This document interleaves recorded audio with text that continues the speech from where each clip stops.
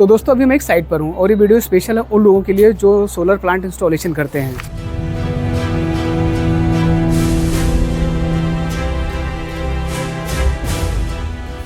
आज के इस वीडियो में मैं बताऊंगा कि सीरीज कैसे और क्यों बनाते हैं और कितने पैनल सीरीज में कनेक्ट कर सकते हैं इन्वर्टर के डीसी मैक्स वोल्टेज के अकॉर्डिंग। तो सबसे पहले बात करते हैं पैनल सीरीज कनेक्शन की। देखो सीरीज में पैनल को कनेक्ट करने का रीज़न होता है इन्वर्टर के इनपुट डीसी से वोल्टेज को मैच करना। अब आप कैसे पता करेंगे कि यहाँ पर कितने पैनल की सीरीज बनेगी? ये फॉर्मूला काफ़ी सिंपल है। मान लीजिए आपके पास जो इन्वर्टर उसका मैक्स डीसी वोल्टेज 600 वोल्ट है और आपके पास जो पैनल है उसका VOC 49 वोल्ट है, तो आप 600 को 49 से डिवाइड कर देंगे, जो वैल्यू आएगी वहाँ पर उतने ही पैनल की सीरीज बनेगी। लेकिन हम केवल VOC के according number of panels consider नहीं कर सकते हैं, हमें MPPT रेंज भी देखनी है और कितने किलोवाट का इन्वर्टर है ये भी देखना है।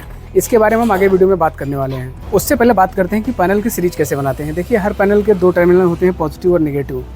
और जैसे हमारे पास यहाँ 10 पैनल हैं तो फिर पहले वाले पैनल का नेगेटिव दूसरे वाले पैनल के पॉजिटिव जोड़ेंगे और फिर दूसरे वाले पैनल का नेगेटिव तीसरे वाले पैनल के पॉजिटिव जोड़ेंगे। ऐसे करते करते सारे पैनल्स को जोड़ देंगे। सीरीज में सारे पैनल्स का वोल्टेज ऐड हो जाता है और जो एक पैनल का एम्पियर रहता है वही पूरी स्ट्रिंग का एम्पियर रहता है। अभी मैं 4 किलोवाट की साइट पर हूँ और यहाँ पर जो इन्वर्टर लगने वाला है मैं उस इन्वर्टर का आपको स्पेसिफिकेशंस दिखाता हूँ। भाई ये इन्वर्टर ये 4 किलोवाट का है।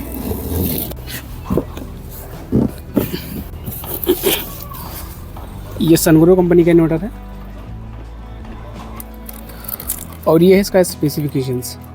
भाई यहाँ पर इन्वर्टर की सारी डिटेल्स मेंशन है। यहाँ पर आप देख सकते हैं ये 4 किलोवाट का इन्वर्टर है, यहाँ पर प्रॉपर मेंशन है। और ये मैक्स डीसी वोल्टेज इसका 600 वोल्ट है और MPPT रेंज 40 से 560 के बीच में है।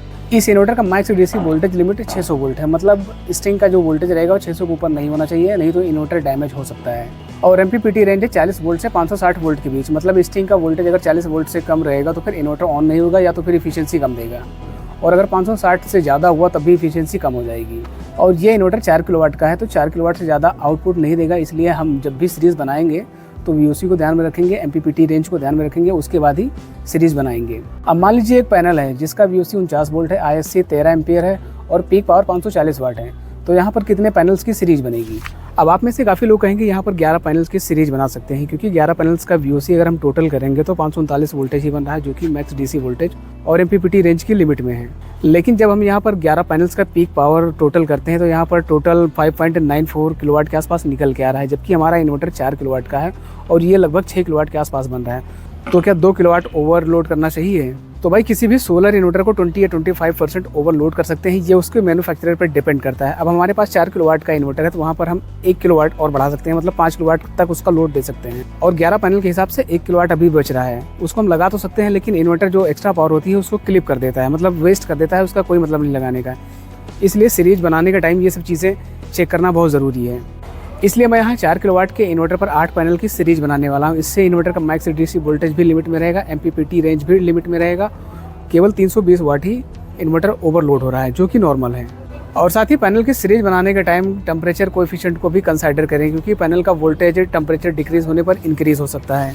तो दोस्तों अगर आपको ये वीडियो इन्फॉर्मेटिव लगा हो तो वीडियो को लाइक करो, शेयर करो, साथ ही चैनल को सब्सक्राइब करो, क्योंकि ऐसे ही वीडियो साइट से आते रहेंगे। Thanks for watching.